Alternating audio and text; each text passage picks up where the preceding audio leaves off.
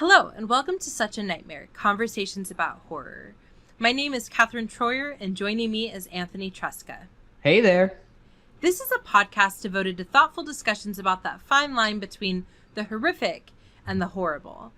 Each episode looks at a specific horror text that is, for better or worse, giving us nightmares. And we are so very, very thankful to have you joining us for our discussion of 2006's Bug.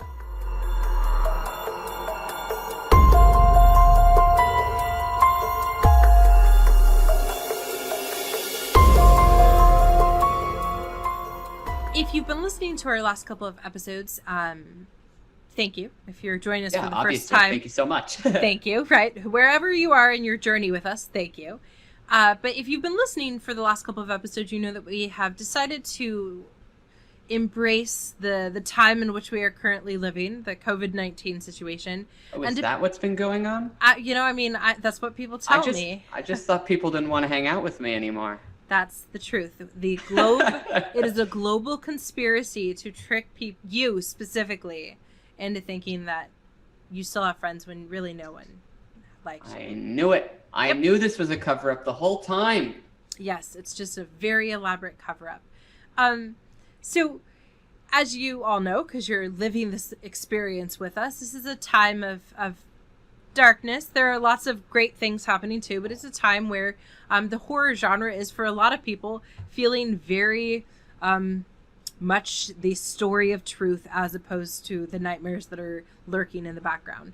So we wanted to pick films, and we'll do this for the next while, that we felt really resonate with the situation. Oftentimes, long before COVID was even a glimmer in the eye of the world. And that's how we got to Bug. Yeah, and to quote someone who was in the comments section on the Bug trailer on YouTube, Bug is the perfect film for our lives right now. And I think it really is, not just because it's about, a potentially invisible thing that is attacking you and destroying your happiness in your home, but also because of just the bigger themes of paranoia and uncertainty, and the fact that this film makes you want to go outside in a time when you absolutely can't go outside. And also themes of like government and media miscommunication, cover-ups, lies. I mean, it's what a lot of people are. A lot of really relevant stuff. But before we dive too deep into conspiracy theories, both in the film and in real life, let's start with some academic framework. I struggled this week in thinking about Bug with finding that source or that piece of scholarship that really spoke to me. So kept hunting, kept thinking, and eventually I settled on something that I think will allow me to still talk about paranoia, will still allow me to talk about conspiracy, the other things that I think are interesting in this film, such as, depth of story information and the fact that it's a very subjective story. We hear what the characters are supposedly hearing, such as the whirring of the, helicopter and things like that, despite the fact that seems to be an internal sound. And the way that I thought we would frame it is by thinking about the concept of the liminal or liminality. Yeah, I think that's a great way to set it up. So talk a little bit more about this liminality. No, that was going to be it. I was just going to say the word, and then we were just going to Oh, okay. Would know. Yeah. All right, we'll move on then. All right, so now for a little bit of information about. I'm just kidding. No. So we'll go back. Thank you so much. Because liminality is, I think, actually a really fascinating idea. And whenever I think about liminality, I always think of that space between when you're in one room versus another, right? The threshold or the door frame. Because technically there's that moment where you're not quite in the one room, but you're not yet in the other, right? And so you're in this liminal or in-between space. And this is an idea that is not new. As early as the early 1900s, scholars were beginning to do a lot of work about, anthropologists were doing a lot of work about initiation rites. And so Arnold van Gennep did a whole study where he looked at these initiation rites that allowed him to identify what he saw, and this is a quote, as a series of rites of separation, transition, and incorporation.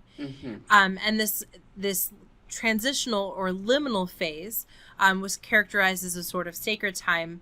And so think about like that transition between childhood and adulthood, right? One of the reasons why I think college life is treated the way it is, maybe not in actuality, but in popular culture, is because we see it as a liminal space between being a child and an adult. So it's this sort of sacred time that you get to transition, right? Yeah, I think it can even be linked back to way earlier. Like I think Dante's Inferno and the idea of purgatory is a very interesting usage of liminal space and liminality, particularly because it is purgatory functions for the Catholics and for Dante as this transitional space. It's not quite a terrible place because there is some hope, but it's definitely not a good place. And it's just this weird, unholy middle ground. No, you're absolutely correct. And I think there's, if you think about the concept of purgatory, it is one that engenders a lot of religious anxiety because we don't like things that don't fit neatly into our boxes, right? And looking at, for example, how Dante depicts it, right? It's not a great place, but it's not a bad place either. It's just a place. It's a place with hope, but a lot of suffering. And so when Van Gennep is looking at his initiation rites, I don't think he was proposing that it had never existed, right, in our sort of cultural understanding, but that he was noticing that time and again, regardless of what culture you were, regardless of what sort of practices you and your peoples engaged in, there was always this sort of liminal phase. And to take that a step further, we now really understand that liminality is also oftentimes marked by a very physical concept as well. And so liminal space, which I think is absolutely true for much of Bug, is this place of relative isolation. I'm reading this from an article by Rebecca Janicker, where she's actually talking about memory, haunting, and liminality in Stephen King's Bag of Bones. And she says, and this is a quote from her, "So a liminal space is one of relative isolation. It is a space apart from normal, everyday experience, a place for confrontation, trial, and hopefully for progress. Being defined as a transitional place between two positions in a status sequence, liminality is an ideal, even necessary arena for individual development and growth." Where I think the horror genre begins to play with liminality is that we realize that either characters never escape out of their liminal space, right? Mm-hmm. So to take the Bug metaphor, they're in the cocoon, but they never make it out of the cocoon, having transformed into their new forms. Yeah. The metamorphosis is not allowed to be completed. Exactly. Or there's something goes wrong, right? There's something contaminated in that liminal space that prevents them from having the experience they want. But the horror genre is one that is all about liminality, from the presence of dead bodies and things like zombies, which are sort of in between that which we recognized as human, but that which is no longer categorized as a living human. And there's some interesting ideas about like other texts where they talk about how liminal space is not only between life and death, but it's also oftentimes between childhood or childlike tendencies and adult sexuality. And one of the things that is very uncomfortable about this film is that super extended sex scene where you get the like extreme close-up on the nipple, right? And then you get like immediately thereafter a extreme close-up on the praying mantis face, right? Mm-hmm. And so this is a film that is highly sexualized, but it's also a film where Ashley Judd's character is very infantile, right? She acts like a child, and so does Michael Shannon's character throughout the entire thing. And so again, there's this constant like back and forth tension. And I think that anyone who is currently quarantining themselves completely understands what the horror of liminality, right? Because you're living your life, but it's not really your life. You're not really allowed to go outside, but so your home is your office and your school and your home, right? So we are all about the liminal, I think, right now. Yeah, certainly something a lot of people can relate to. Absolutely. This middle ground place that you're trapped in. So that's our framework for today. Why don't you tell us about this film?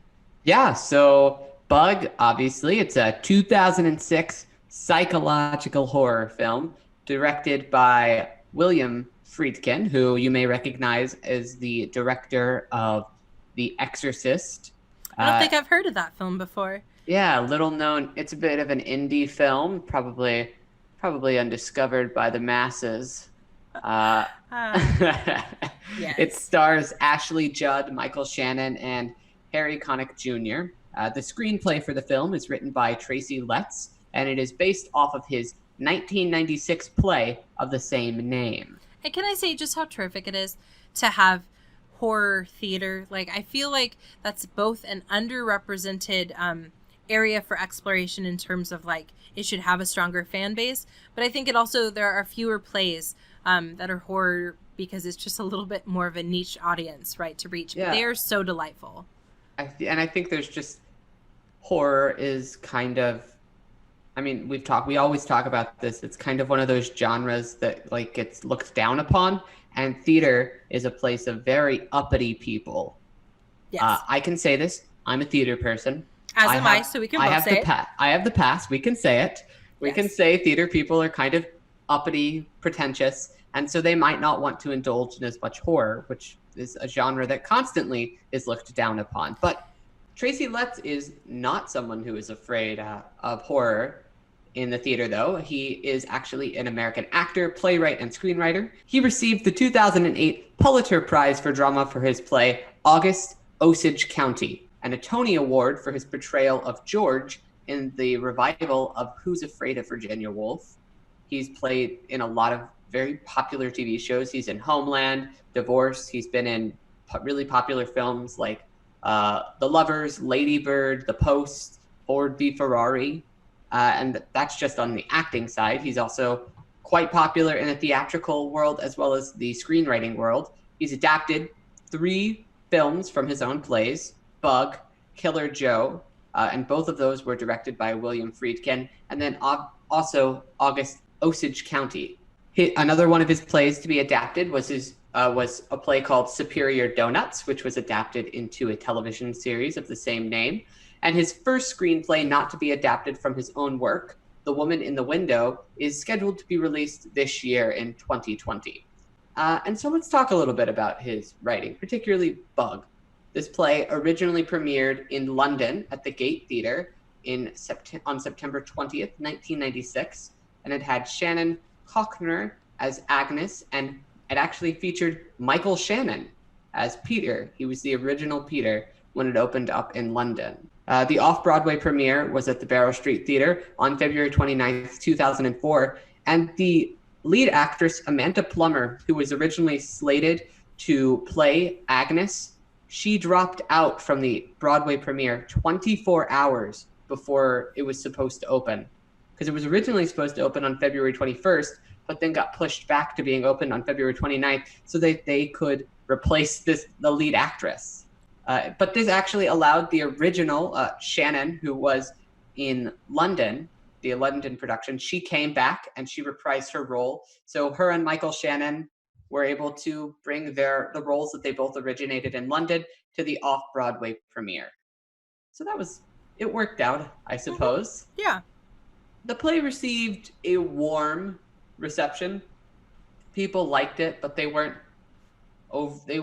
gushing with it. It got several nominations for this performance, but it wasn't anything just overwhelmingly good.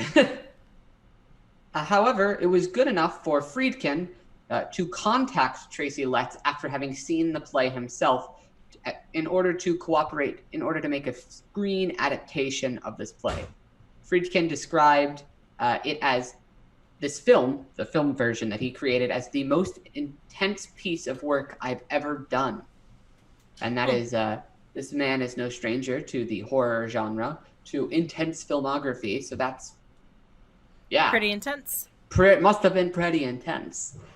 So Michael Shannon, as I mentioned before, had played the same part on the stage, and Lionsgate actually pushed back against the casting of Michael Shannon in this role here because they wanted to cast an actor with more name recognition.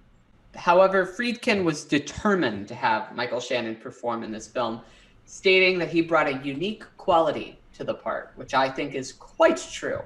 Friedkin also says that the film would have been flagged in the 1960s or 1970s as a horror film, but insists that that is not the case. He told ComingSoon.net that there were all sorts of people who looked at Bug, including magazine people like Fangoria, and they called it a horror film, he said. The horror connection came from a lot of sources. Friedkin claims that Bug is, in many ways, a black comedy love story. He states that it's not a genre film, but marketing works in mysterious ways. They have to find a genre for it. This is a comedy. This is a melodrama. This is a love story. This is a horror film. This is an adventure film. But he insists that Bug does not fit easily into any of those categories. So let's pause there for a second, because I think that, I mean, this is like a pretty loaded statement.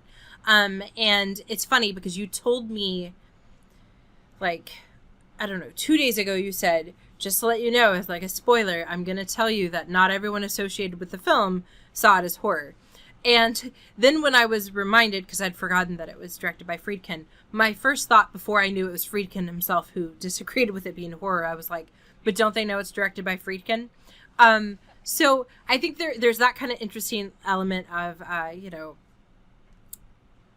we have this big name in the genre producing a film that he's going to say is not genre. And I know you're right that he has directed other stuff, but that's still something to think about. But I think there's some bigger things here worth unpacking. And the two that come to mind is, first, this is proof that the concept of liminality is the perfect choice for this film as a framework, because, yeah, it can be... I didn't personally read it as a black comedy because the film makes me too itchy and anxious. Right. But you could read it that way. You certainly can read it as, a romance story, but that doesn't remove it from being a horror genre too. Right. And I think he's just pushing back against like one label trumping all. And I think that's really important what you just said, because he's writing in 2006, right? He's writing before this current renaissance that the horror genre is experiencing, where we're beginning to acknowledge that we can have a film like, for example, and I really think it starts with around the time of Get Out. Well, that's the first film, horror film in a good while that got mainstream recognition from the Academy Awards and other uppity film places.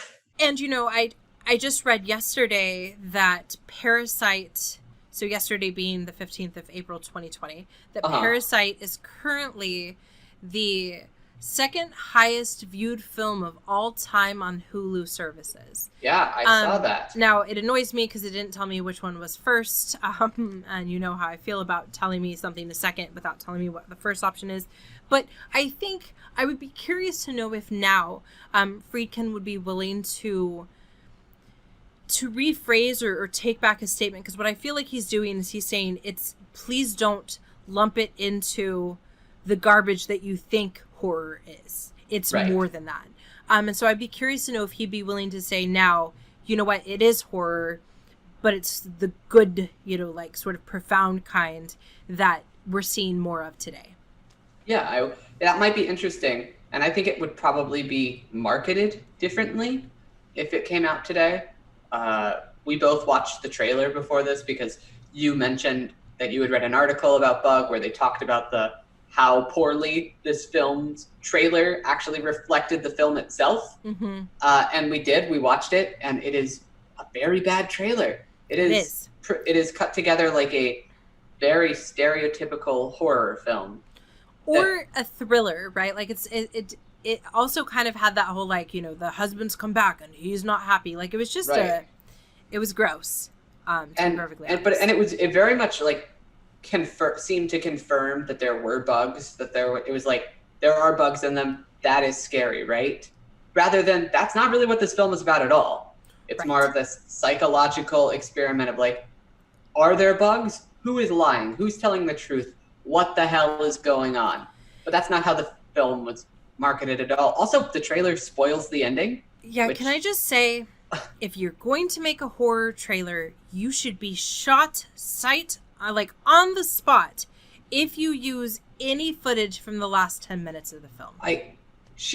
Ashley Judd's character says in this trailer that Michael Shannon's character has to kill her, which is that is the ending. That's supposed to be this like twist ending that you're like, I guess they've gotten to this point, but no, the trailer is like, it's only a minute and 17 seconds long, but that minute and 17 seconds long single-handedly ruins the ending and totally misreflects everything that the film is about. Yeah, it's like the trailer maker said, what are the least important scenes in this film? Okay, I'm going to include all of those. Now, what is the most important scene from this film? Ah, yes, let's include that too.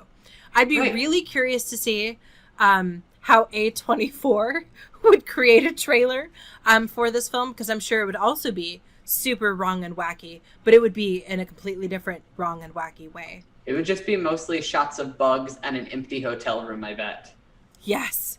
Oh, that's exactly what it'd be. And then they'd find the line that I'm not even sure. No, I know what line they'd use. They'd use that super creepy line that Ashley Judd character delivers right before they have sex for the first time, when she's like, boy, get over here. Like, they'd use that super creepy line and you'd be like, what is this incestuous, right? Like, that's all we would know. Oh yeah. Oh, that would be, that's how A24 would definitely market this movie. It would be fantastic. I have to say, because this is the only time I will ever be able to brag about this in my entire life.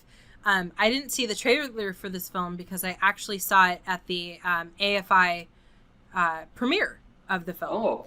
Yes. So my cousin-in-law used to work for AFI, and the one year that we were living in Southern California, she was like, you want to go? And I was excited, but I don't think I realized at the time how excited I really should have been.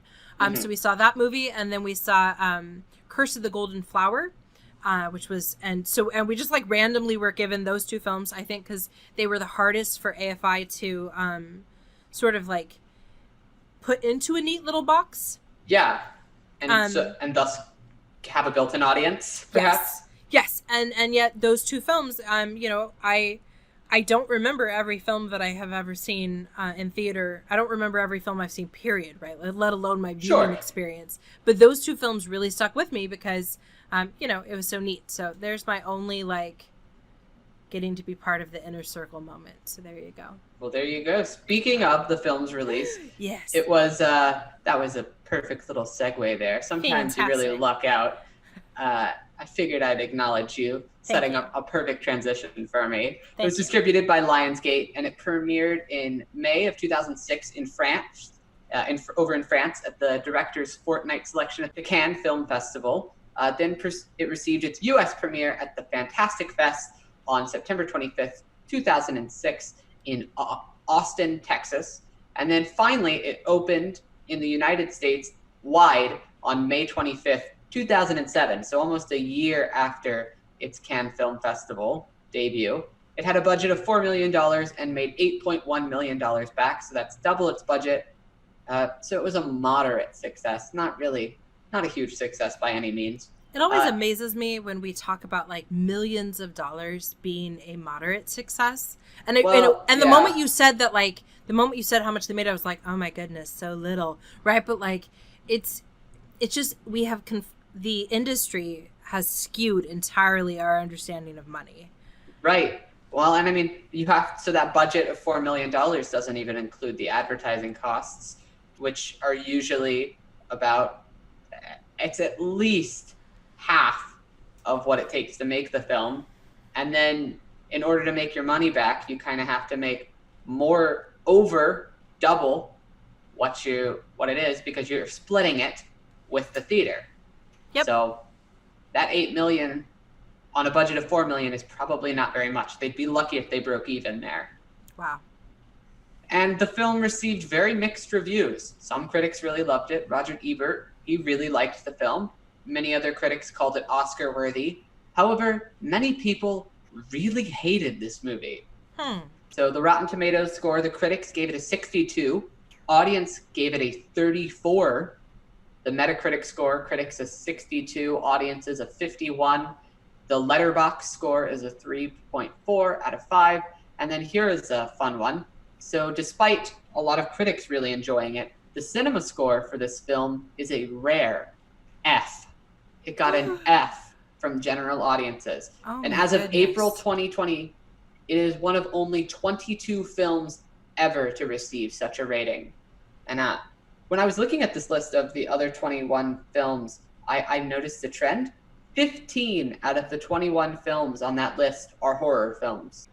Is that it for the background? Yeah, that's it. Okay. Anthony has the advantage over me in that he has had the privilege of seeing the theatrical production live. Yes. And you said that one of your complaints of the film actually stems from the fact that you know for a fact that it is a theatrical adaptation, as well as just some decisions that were made that you feel worked better on the stage versus the screen. Would you go ahead and start there? Because I think that'll be a good place for us to have our conversation. Yeah, I think this is a great place to begin. So obviously this was a play before it became a film. And there are so many elements that work about this filmed adaptation of the stage play. I think the acting is quite incredible.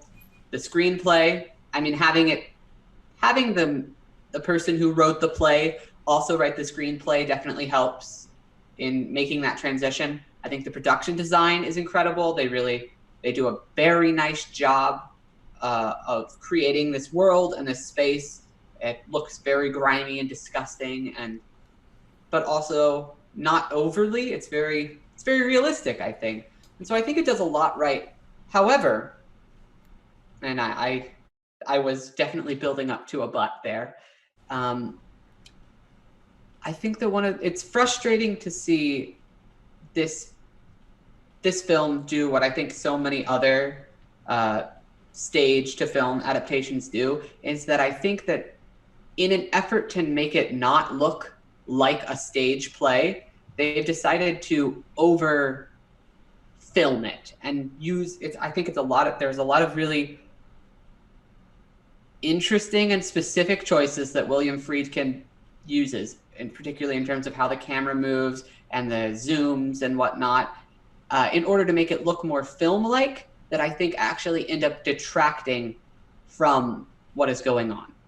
And you're right that this is a common problem. And for us, it's a problem, but just a common pattern for films that are adapted from theatrical works. Yeah, you don't want it to look like you're just watching a play when you're watching a film. They're two different mediums. Exactly. And I always tell my students, that when I teach classes that are on like different art forms, I always tell students that one of the biggest differences between theater and film, besides obviously the presence of a camera, is audience agency, right? As an audience member of theater, you can choose what you're going to look at. In a film, they're going to direct your attention a little bit more. And I think that led to a lot of my problems with this film adaptation of Bug. Because there's one really major difference between the play Bug that I saw and the film of Bug, and that is the locations. So in the play of Bug, it's entirely in the hotel room.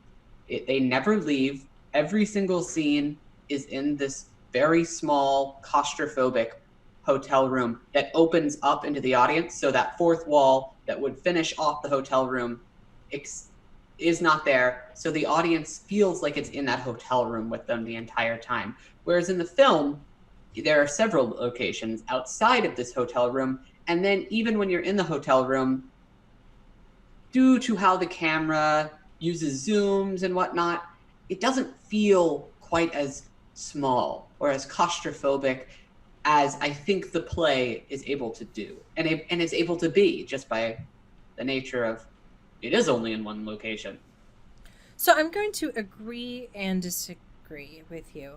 I think that the actual space of the hotel room at times doesn't feel as constrained as it is, because we know it can't be, right? You can't film and have all the film crew and be in a place and have it actually be that small. And so there are times that like it just feels a little bigger than it would have to be because of the location of the distance of the camera to the actors. But with that said, I think that for me, all of the other moments worked for a couple of reasons. One, I appreciated the outdoor scenes, both the one when they're outside at night and also when they're in the honky tonk, in part because it reminded me of how lifeless motel room was going to eventually become. I also personally, and that I'm not a big fan of like gimmicky cinematography. We talked about this a lot when we had our episode of It Follows and how we couldn't stand the pan. The only one I'm okay with is Astor's use of the upside down world flipped view that he does. And even that, I think, will get tiring after his third film. But for me, in this particular instance, it worked because I wanted to feel uncomfortable. I needed to feel like something wasn't right. And this entire film makes me paranoid because there'll be a close-up and I'm like, why is there a close-up of this? What am I supposed to pay attention to? What am I not noticing? What am I supposed to be noticing? And I thought that was a very effective use of creating that sense of paranoia in me. Now, if that's not what you're seeing as being valuable in the film, or if you felt you got that in other ways, I could see how that would be unnecessary icing on top of the cake. See, I think that's my biggest problem, is it felt unneeded. If the performances were weaker and Ashley Judd and Michael Shannon weren't able to effectively communicate this horror and the trapped nature and how things aren't quite what they seem, I think then, yeah, you would absolutely, I could see why you might resort to these camera tricks in order to be like, isn't this just a little bit off? But the performances are doing that, so it just felt distracting, and I wished that the camera would stop moving so we could just see these actors acting. Michael Shannon is incredible. He's performed this role many times. Yes. And Ashley Judd is surprisingly good here. Well, see, and I wouldn't even use surprisingly. Like, the things that I think of when I think of her sort of at her best, she's really good at that, like, flawed, slightly broken, slightly childlike, but also somehow sexualized character. Like, that's her wheelhouse. I don't know. I feel like what this film did effectively for me, and it did so by having the cinematography, because you're right. The performances on their own communicated what they needed to communicate. But for me, I felt like it's an onslaught, right? So it wouldn't have been enough to just have the actors. What happens is that you have the actors and you have the camera work, and then you have some other decisions that we'll talk about in a second. And then you like keep layering them on top of each other so that by the time you're about an hour in, you're like, I have itchy skin. And this is especially not good during COVID-19 when I'm not supposed to be touching my face all the time anyway. And then you're like, is this real? I don't know. Maybe I'm wrong, right? Like, and I just felt like it all works together to constantly undermine your experience. And one of the ways it does so is, again, through that depth of story information, that subjective depth of story information. And I think specifically of the scenes where we hear the helicopter, right? And we don't know if it's supposed to be diegetic, as in they actually, anyone who would be in the room would hear it, or if it's supposed to be internal diegetic, only the characters can hear it because it's in their heads. And I think that any of those things by themselves are problematic, but put together, for me, it just became a package that really worked. And I think for me, it just seemed unnecessary and just artificially like put over, because I don't know. I think probably because I've seen how effectively this story can be communicated without the camera zooming in and like doing and shaking and moving around so much. I've seen it on the stage and just being able to capture the same feeling without all of that. I thought that it just detracted and it didn't do anything to help further communicate the story, which I think is ultimately the most interesting part of this. So I think this is quite a good film to be talking about right now. So that YouTuber who left the comment on the trailer for Bug that said this is the perfect film for right now, I think they're right in many, many facets. Yes. So I'm going back to the article by Janicker where she talks about the liminar, which is the person who's in the liminal space, holds a precarious position in terms of structural invisibility, being outside of society's normal boundaries and confined to a space somewhat shrouded in mystery. Essentially, liminars are temporarily freed from mundane concerns in order that they may contemplate the wider mysteries of life, then learn to become a more rounded, mature member of their society. Is that what I'm supposed to be doing during quarantine? I think that's what we're all, like, in theory, supposed to be doing, right? Because everyone's like, oh, isn't this just, like, the best opportunity to, write that novel you've always been wanting to write or learn that language you've always been wanting to learn? It's like, well, no. It's me battling my anxiety, having to make all my own food, for some people, having to wrangle my kids all day, every day, and work, right? Like, no, this is... Or so I think, not working. Being laid off and, like, losing your income. Yes. And I think that this film shows us, again, what happens when the Liminar very clearly does not become the more rounded, mature member of their society. Mm-hmm. And so in that way, it's a very obvious sort of understanding of things. I think, too, the idea of, like, contamination, contagion, that, like, this idea that, you know, it can spread or be spread to you so easily that people won't believe you if you have it, right? None of this should sound at all unrealistic, because it's more or less the world we're living in. Right. And then I also think that it hits on something. This film is just what the film and the play and just the ideas that it's communicating work so well, because it's just like what would happen. It's in our world if someone was saying things that are just slightly off. So Michael Shannon has a line in there that's just like, the rich get richer, the poor get poorer. That's a line from a lot of politician stump speeches, like our real world politician stump speeches. Well, Michael Shannon has just taken it 1 degree further. Mm-hmm. And he's saying that these governmental agencies are lying to us about bigger structural things. These corporations are getting rich off of us by doing this thing that's just slightly worse than what they're actually doing to us right now. And so I think you can really realistically see how someone, particularly someone who, if the film is to be believed, and some of these characters are, that maybe Michael Shannon's character has some type of mental disorder and he is making it up. Mm-hmm. I think you can realistically see how he gets there. And if he's not making it up, you can see how easy it is for those who are disenfranchised to not be believed. Right. And so I think that is very fitting with what's been going on right now and how we're seeing just like massive miscommunications between the news and our politicians going on right now. And so I think it's very natural that something like this would speak to people. And it's interesting. So I was reading a description of the film, and it was describing Michael Shannon's character as a very charismatic character. Because it said something like, you know, a down on her luck, slightly paranoid woman meets a charismatic stranger. And I thought that was an interesting word choice, because that wasn't... Michael Shannon's performance is so good that, like, he is charismatic, but not in the normal way that we associate with charisma. Yeah, but it's a different kind of charisma. It is. And part of charisma is, as you said, taking something that on the surface seems to be a fundamental truth, but the moment you begin to pick it apart, you realize it doesn't actually hold up. And the one that struck me was he makes a comment about how things are either one way or the other. They are either black or white. They cannot be both.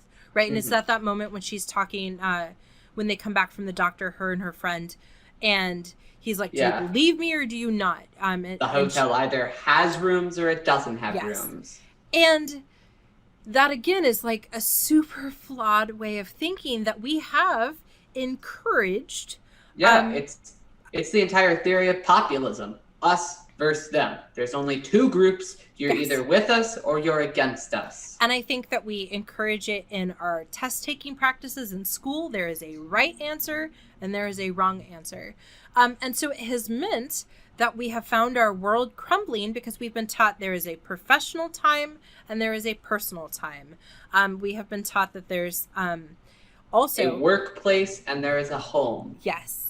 And even more dangerously, we've taught people that there's like, you are either sick and therefore demonstrating signs of sickness, or you are not sick and therefore a healthy, right? Like, and that's why the CDC, like, every day has to issue a new thing of no, you can be asymptomatic, right? Like, because we don't see that being a third option. And this is just a very frightening way of viewing the world. Right. Because it's a world without any middle ground. And if you read bug that way, right, then you have to decide there are either actual bugs and this is a real thing, or there are none. But how much more disturbing, and why don't we talk about the idea, what if the answer is yes, right? What if at the end of the film we are supposed to believe that it is both because there's nothing that prevents it from being both? Right, yeah. Why can't they both Why can't the government both be doing things to him and they also be a little bit crazy? Yes. And so I think for all those reasons, it's really hard for me to see it, to go back to Friedkin's point, to see it as that Black comedy, because while the premise is, so you were trying to like make a good case before our podcast about how like, I mean, the premise it's a little bit absurd. I think just this guy coming in and being like, hey, there are bugs in you, and then you gave them to me. Isn't that crazy? It's bad, right? That sounds a little bit crazy. And it's, if you're going to pitch it as a Black comedy, it's like Pitch Black. Yeah, see, and I think it can be comedic and it can be certainly absurd. And it is. It has its lighter, more comedic moments. And again, if you think about, one of the things I often think about comedy is like how fast everything happens, right? And that part is certainly kind of comical from an outsider's perspective. But I can't view it as anything other than horror because, again, I think it's giving us a way of understanding the world that is especially apparent now, but that I think is always true, that points out that if we don't understand how to make liminal space work, if we don't understand how to use it to be healthier, we're just gonna die horrible, bloody, tinfoiled deaths, and there's no escaping that. Yeah, I think it's the message comes through probably even more clear today than I think it probably did when it was made, because we're in an increasingly polarized and divided time in which it does increasingly seem like there's either this way or this way. And I think that allows that message of the film, of the dangers of that, to really kind of like come through really strong.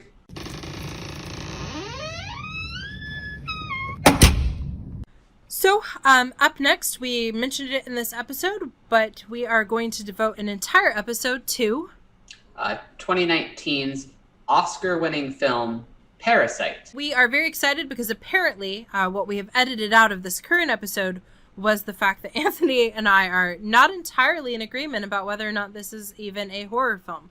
So, but I've agreed to talk about it because I love Parasite. If our doing an episode on Parasite gets you to watch Parasite, that's a good thing.